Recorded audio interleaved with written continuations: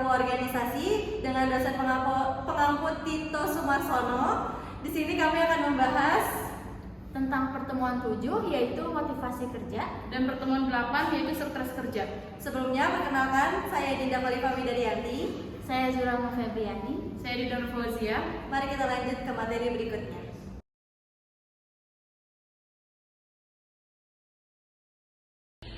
Baik, di sini saya ingin menjelaskan tentang motivasi dunia kerja. Yang pertama, apa itu motivasi? Motivasi merupakan dorongan yang menyebabkan seseorang bertindak untuk mencapai tujuan tertentu. Dalam organisasi, motivasi berperan penting dalam meningkatkan semangat, produktivitas, dan kinerja karyawan. Yang kedua, konsep dasar motivasi menurut para ahli.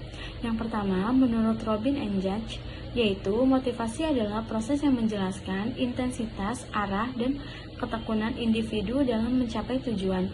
Yang kedua, menurut Gibson, yaitu motivasi merupakan kekuatan yang menggerakkan dan mengarahkan perilaku seseorang. Yang ketiga, menurut Luthans, motivasi adalah proses yang diawali oleh kebutuhan yang mendorong seseorang mencapai tujuan tertentu. Selanjutnya itu ada jenis motivasi. Jenis motivasi itu terbagi menjadi dua, yaitu motivasi internal dan motivasi eksternal. Yang pertama, motivasi internal yaitu berasal dari diri sendiri, seperti keinginan berkembang dan berprestasi. Yang kedua, motivasi eksternal yaitu berasal dari luar diri, seperti gaji, bonus, dan promosi. Ada proses terbentuknya motivasi. Proses terbentuknya motivasi ini terbagi menjadi 6. Yang pertama, muncul kebutuhan yang belum terpenuhi. Yang kedua, timbul dorongan untuk memenuhi kebutuhan. Yang ketiga, individu melakukan tindakan atau usaha. Yang keempat, hasil tindakan dievaluasi. Yang kelima, menerima imbalan atau konsekuensi. Dan yang terakhir ini ada kebutuhan terpenuhi atau muncul kebutuhan baru. Baik, selanjutnya saya akan membahas tentang kelompok teori motivasi. Itu ada dua. Yang pertama itu ada teori kepuasan atau content theory, yaitu terdiri ada Maslow, Herzberg, dan Alderfer ERG, dan MC Schleyer. Selanjutnya, yang kedua kelompok teori motivasinya itu teori proses theory. Terdiri dari expectancy theory, reinforcement theory, equity theory, dan goal setting theory. Ini ada teori hierarki kebutuhan Maslow, yaitu ada kebutuhan fisiologis terdiri dari makanan, minuman, istirahat, dan ada juga kebutuhan keamanan terdiri dari keselamatan kerja, jaminan, dan masa depan. Ada juga kebutuhan sosial, yaitu persahabatan dan kerjasama. Selanjutnya, teori ERG Alderfer, yaitu ada existence atau keberadaan, relatedness ada hubungan sosial, growth pertumbuhan diri. Selanjutnya ada teori dua faktor Herzberg.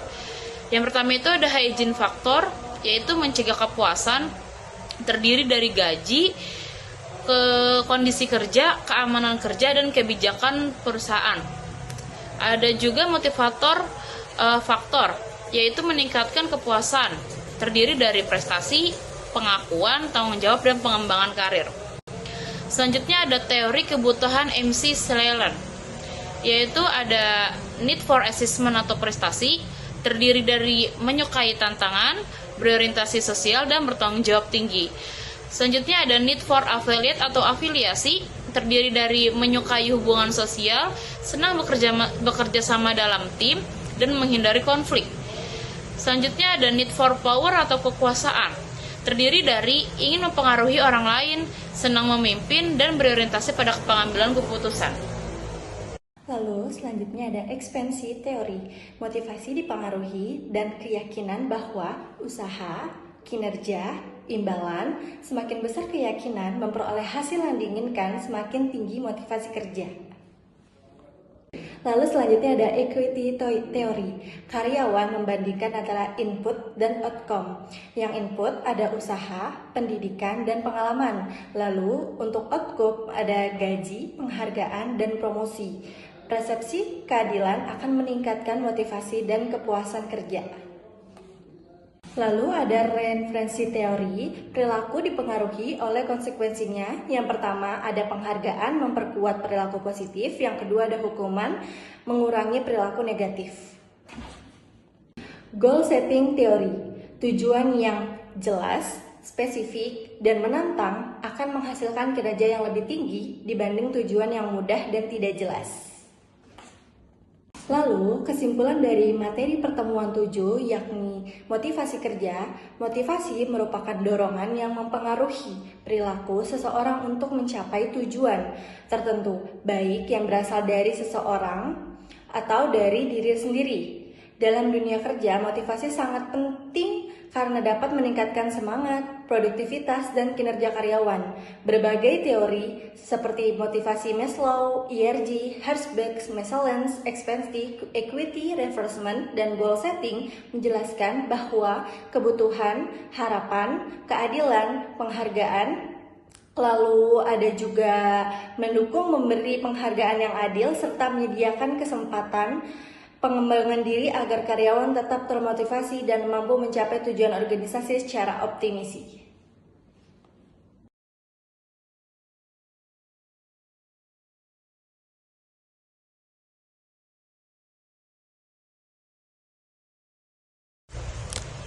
Baik, di sini saya akan menjelaskan pertemuan 8 tentang stres kerja.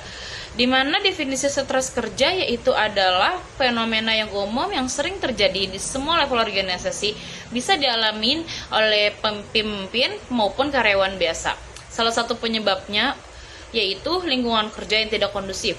Stres kerja itu memiliki dua dampak. Yang pertama itu dampak positif, meningkatkan kinerja, dan yang kedua itu dampak negatif, menurunkan produktivitas.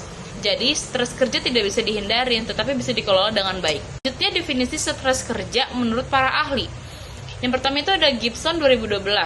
Stres kerja adalah respon adaptif terhadap tuntutan tertentu yang dipengaruhi perbedaan individu. Selanjutnya, menurut Ivan Cevis 2003, yaitu stres muncul karena adanya tekanan dari situasi atau peristiwa tertentu. Selanjutnya ada Luthans tahun 2010, yaitu stres kerja adalah kondisi akibat interaksi individu dengan pekerjaan yang menyebabkan perubahan dari fungsi normal. Oke, selanjutnya ada penyebab stres kerja pada individu. Yang pertama ada konflik peran atau conflict of interest, terjadi saat seseorang harus memenuhi dua tuntutan sekaligus. Dampaknya kepuasan kerja menurun dan ketegangan meningkat. Lalu yang kedua ada beban kerja berlebih atau overload, terdiri dari kualitatif dan kuantitatif. Kualitatif tidak mampu memenuhi tuntutan pekerjaan, lalu kuantitatif terlalu banyak pekerjaan. Dampaknya motivasi menurun, absensi meningkat.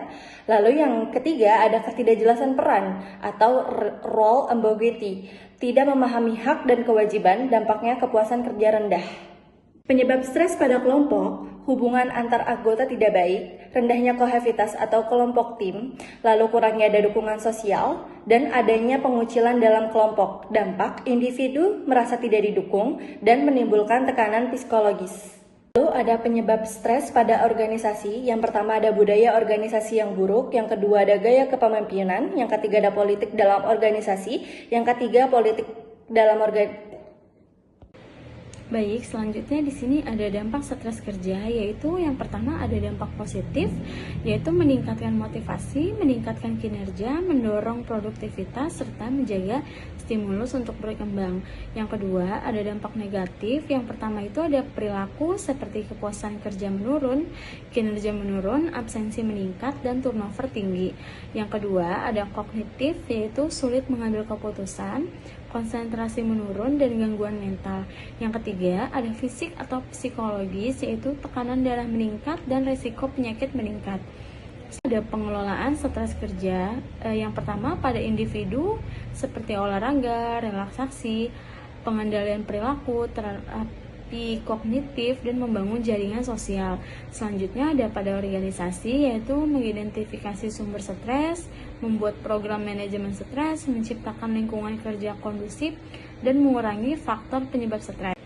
Selanjutnya ini ada kesimpulan dari materi ini, yaitu stres kerja merupakan fenomena yang tidak dapat dihindari dalam dunia kerja modern yang penuh tuntutan, kompetisi, dan tekanan. Setiap individu pasti hampir pernah mengalami stres kerja, baik dalam tingkat ringan hingga berat. Namun yang membedakan adalah bagaimana seseorang dan organisasi dalam menyikapi dan mengelola stres tersebut. Secara umum, stres kerja tidak selalu berdampak negatif. Dalam kadar tertentu, stres juga dapat menjadi pendorong yang meningkatkan semangat, fokus, dan produktivitas kerja. Akan tetapi, jika stres berlangsung secara terus-menerus tanpa penanganan yang tepat, maka akan berubah menjadi stres yang dapat merusak kesehatan fisik, mental, serta menurunkan kinerja individu secara signifikan. Faktor penyebab stres kerja sangat kompleks, meliputi aspek lingkungan, organisasi, hingga faktor pribadi. Hal ini menunjukkan bahwa stres kerja bukan hanya tanggung jawab individu semata, tetapi juga merupakan tanggung jawab organisasi dalam menciptakan lingkungan kerja yang sehat dan kondusif.